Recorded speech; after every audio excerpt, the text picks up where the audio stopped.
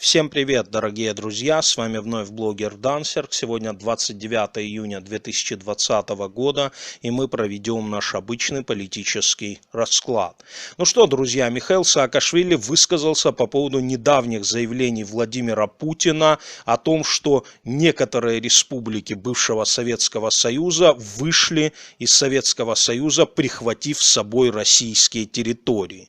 Ну, это было такое фактически открытое заявление о своем плане действий, да, то есть если кто-то в Европе рассчитывал на то, что Путин будет играть в такого миротворца, да, и то, что он там решил успокоиться, да, решил, так сказать, сотрудничать, взаимодействовать там и так далее, и, в общем, больше не нарушать международный порядок, то, в общем, Путин этим своим заявлением фактически полностью перечеркнул деятельность вот этих российских лоббистов в Западной Европе, да, потому что он показал, что нет, ребята, я останавливаться не собираюсь, вот есть Украина, есть Белоруссия, есть северные территории Казахстана, есть Нарва в Эстонии, Латгалия в Латвии, вот это те территории, на которые я буду претендовать, да, и, соответственно, буду добиваться их возвращения, да, под таким благовидным предлогом, там, защиты русскоязычных, там, еще кого-то, там, русская весна, русская культура, я там не знаю, в общем, что еще. Вот. Эту всю ситуацию прокомментировал в интервью Василию Голованову Михаил Саакашвили, рассказав об истинных намерениях Путина. Давайте послушаем, как это было, а потом я дам свой комментарий. В Украине проблема в том, что тут есть целый ряд людей, в том числе и в парламенте, которые считают, что можно публично ставить под сомнение украинский суверенитет, свободу Украины, территориальную целостность Украины. То, о чем говорит Путин. Путин говорит, мы вам подарили территории, и надо их возвращать. То есть, он говорит, в том числе украинцам, которые родились после независимости. Вы, в принципе, живете на одолженной земле, это не ваше. Я тут... ваш сосед Вова, сейчас я приду и забор переставлю, и вы будете моим. Тут, мне кажется, что тут выход, это там сейчас есть хорошая инициатива в парламенте, закон на невызнанные территории, надо сказать, что, и это я поддерживаю, то, что сейчас с международными экспертами обсуждали этот закон, мне он нравится, потому что там написано четко, что надо, значит, за высказывание, которые могут повлечь нарушение территориальной целостности, уголовную ответственность. Там написано, что поездки, например, в Москву без разрешения парламента, если ты едешь, там есть какие-то типажи, это наказуемо, потому что это специальная территория. Там написано, что, насколько я слышал, что есть другие ограничения, чтобы не ограничивать нормальных людей. Нормальные люди должны двигаться, нормальные люди должны торговать. Это люди страдают. И не надо ограничивать, надо убирать эти длинные очереди. В свое время, после войны с Россией, я убрал визовой режим односторонний, чтобы туристы ездили. Я не против вот таких обменов. Но если ты должностное лицо, если ты политик, и ты занимаешься прямой вражеской пропагандой, ты покупаешь каналы, которые просто мочат свою собственную страну, от этого государство должно защищаться. Это одна история. Вторая история, что мы должны их опередить на фронте реформ. Потому что, еще раз говорю, вот, например, у нас есть нормы, вот, например, в Грузии, если ты вводишь оборудование для современного, для завода нового, правильно? Есть регуляция банка, когда ты можешь получить банковские гарантии, и ты можешь ввести оборудование, и потом долгосрочно выплачивать эти банковские кредиты под оборудование. И они, проценты обычно хорошие. В Украине это невозможно. Знаете почему? Почему? Есть какие-то регуляции Национального банка Украины, которые запрещают гарантии банка под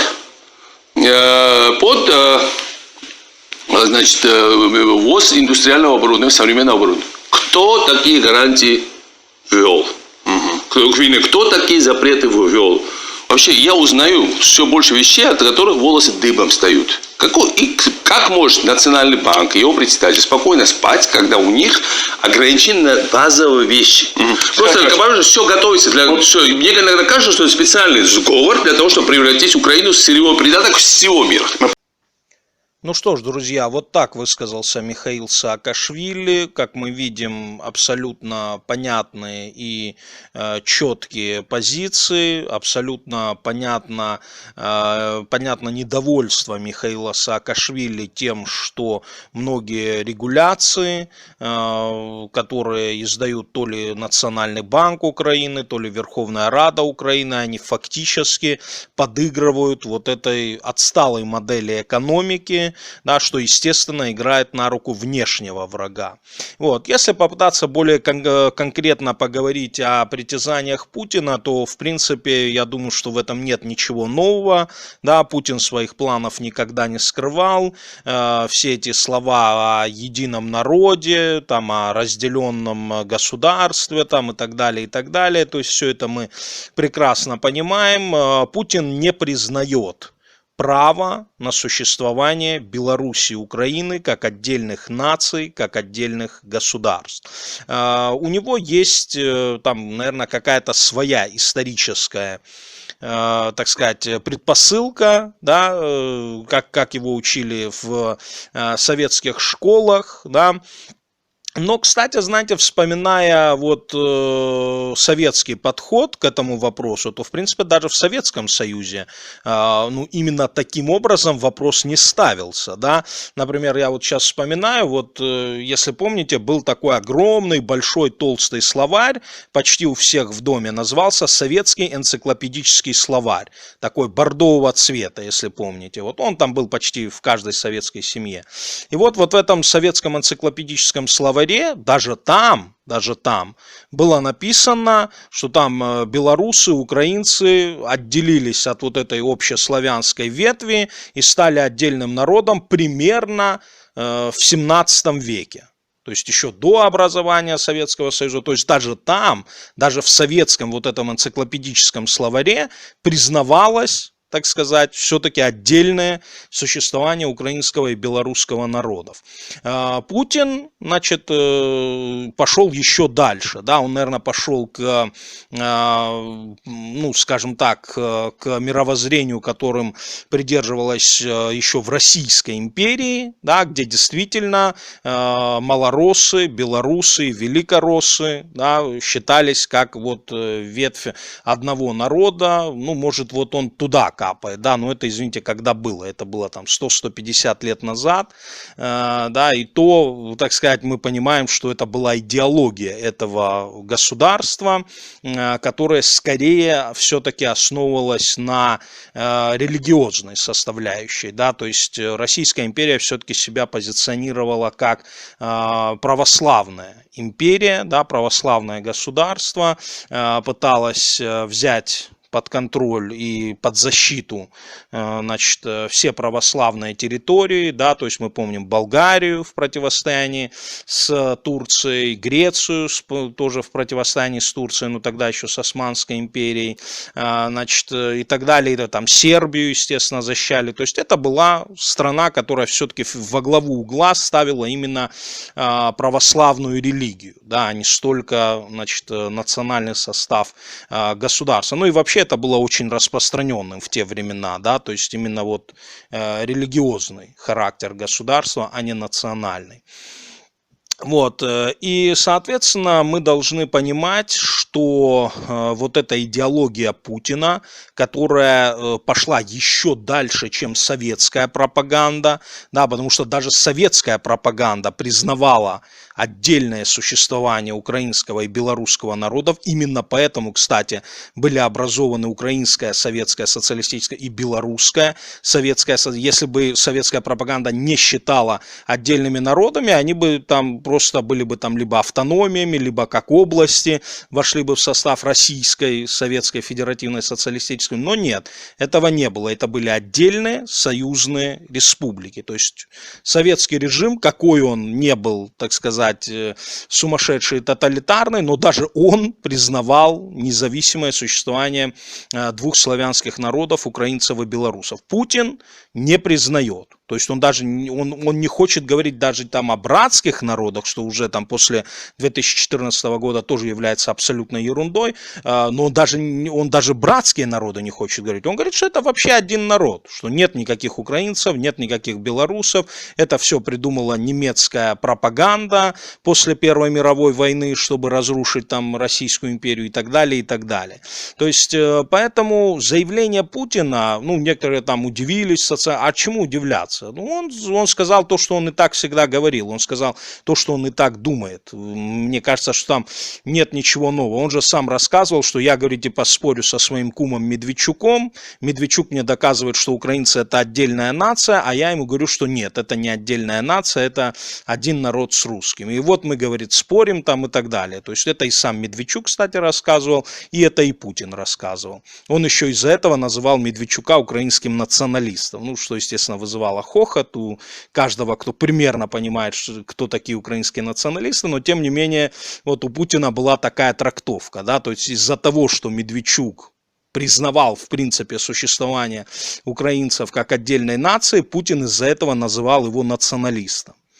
Вот такое понимание у этого человека, да, то есть поэтому этот человек является естественным врагом как украинского, так и белорусского государства, я думаю, огромных территорий бывшего Советского Союза, да, то есть успокаиваться, я думаю, никому не стоит, потому что, судя по политике в отношении Грузии, да, то есть уж Грузию-то точно никак нельзя привязать к славянскому народу, никак нельзя сказать, что грузины это русские, но в принципе и там Путин шалит по полной, да, поэтому все эти высказывания про единый народ и так далее, я думаю, это просто прикрывательство для экспансии на весь бывший Советский Союз. То есть Путин, по сути, хочет восстановить весь контур бывшего Советского Союза. Да, по поводу Украины и Беларуси у него одна история, то, что это там один народ. По поводу Грузии это у него другая история, что якобы там грузины прищемляют каких-то малые народы, там осетин, абхазов и так далее. Для Латвии и Эстонии у него третья история, то, что я как бы признаю их независимость, но они ущемляют своих граждан, разговаривающих на русском языке, поэтому я должен защитить этих граждан, которые являются там соотечественниками за рубежом и так далее. То есть у него для каждой ситуации у него есть какое-то оправдание, да, поэтому говорит, что Путин там осуществит вот эту идею единого народа и потом остановится, это полнейший бред. У него есть четкая ясная идея, он ее произнес еще, если не ошибаюсь, в Германии это было, да, то ли во Франкфурте, то ли где. Он произнес эту речь, что развал Советского Союза – это крупнейшая геополитическая катастрофа 20 века. Да, то есть не Первая мировая война, где погибли 15 миллионов человек, не Вторая мировая война, где погибли 50 миллионов человек, где в одном Советском Союзе погибло 26 миллионов, где евреи потеряли там треть своего населения. Ужасный геноцид, там эти концентрационные лагеря, убийства, там удушение в газовых камерах и так далее, но все это Путин считает мелкой ерундой по сравнению с мирным разделением, без всякой войны, без всяких там противостояний, мирное разделение Советского Союза, как это было написано в Конституции Советского Союза, что каждая союзная республика имеет право на свободный выход. То есть она свободно вошла в Советский Союз и имеет право на свободный выход. Но вы же сами это записали в Советскую Конституцию. Так чего ж вы жалуетесь, что республики воспользовались этим правом? Вот. Но вот этот свободный, так сказать, выход, абсолютно соответствующий Конституции Советского Союза, значит, союзных республик, Путин называет самой ужасной геополитической катастрофой 20 века. Да? Вот. Ну, вспомнив еще раз, скажу, все те бойни, которые происходили в 20 веке, если все это для Путина абсолютная ерунда по сравнению с развалом Советского Союза, то, конечно, так сказать, его главной целью является восстановление Советского Союза. Вот. И еще раз скажу, что для каждой территории у него подготовлена своя пропагандистская история. Да? Для одних одна, для вторых другая, для третьих третья. И он, так сказать, он просто идет, знаете, по такой дорожке, что сначала присоединять территории, которые, на его взгляд, будут оказывать наименьшее сопротивление. Ну, например, Крым, Донбасс, да, то есть там в целом местное население из-за российской пропаганды было лояльным к вот этой российской оккупации, да. Поэтому, соответственно, берем. Потом вот он сейчас посматривает на Белоруссию, там тоже он рассчитывает, что белорусы, которые полностью находятся в российском информационном пространстве, они тоже там не будут браться за оружие и, соответственно, сильно сопротивляться российской агрессии. Там, по сути, сейчас единственное, что задерживает вот этот сценарий донбассизации Белоруссии, это личная позиция самого Лукашенко. Вот как только Лукашенко не станет, я думаю, что Путин сразу же перейдет либо к крымскому сценарию, то есть автоматическое присоединение, либо к донбасскому сценарию, то есть образование там какой-нибудь там Гомельской Народной Республики, да, не знаю, Брестской Народной Республики, Минской Народной Республики, ну, в общем, понимаете, да. Вот. В Беларуси надо понимать, что это будет распространяться сразу на все государство. То есть он не будет идти там что-то на востоке, отбирать что-то на юге, нету. То есть Белоруссия будет забрана целиком. Вот. И белорусы должны это понимать, да, вот эту опасность. Вот, соответственно, потом вот по себе там Северный Казахстан, там страны Балтии там, и так далее, и так далее. И для каждой территории будет подготовлена, так сказать, своя пропагандистская уловка. Вот, поэтому на сегодняшний день, я думаю, не нужно заморачиваться вот этими высказываниями Путина, то есть его позиция ясная, он ее не скрывает, нужно вооружаться, нужно готовить страшный ответный удар, из-за которого Путин вообще не будет вторгаться, ну и, если, конечно, единственной, так сказать, гарантированной защитой от российского вторжения является воссоздание ядерного оружия. Вот, к сожалению, многим, конечно, это может не понравиться, потому что это, так сказать, испортит отношения с Западом, испортит отношения с Европой, Америка вообще с ума сходит в плане, так сказать, распространения ядерного оружия и так далее. Но здесь вот это тот самый процесс инициации, о котором я говорил, вот когда подросток становится мужчиной, да, вот он, так сказать, проходит вот в этих африканских и азиатских племенах, он проходит целую цепь опасных испытаний, среди прочего может и погибнуть во время этих испытаний, да, то есть вот, и это по сути является, знаете, таким экзистенциальным моментом, экзистенциальным выбором между тем, чтобы пребывать в роли подростка, рассчитывая на то, что дядя Сэм или дядя европейский или еще какой-то там тебя возьмет под крылышко и защитит, да, но, правда, возникает естественный вопрос, а если не защитит? Что делать, если не защитит? Вот в 2014 году был Будапештский меморандум, были обязательства, но все наплевали на это. Вот у меня возникает вопрос, вот если рассчитывать на вот этого американского дядюшку, европейского дядюшку, который обязательно защитит, вот, а что если не защитит? Вот что тогда делать? Ни у кого нет ответа на этот вопрос. Вот, поэтому надо проходить этот процесс инициации, надо создавать собственное ядерное оружие, чтобы этот вопрос был закрыт, да, о возможном российском вторжении.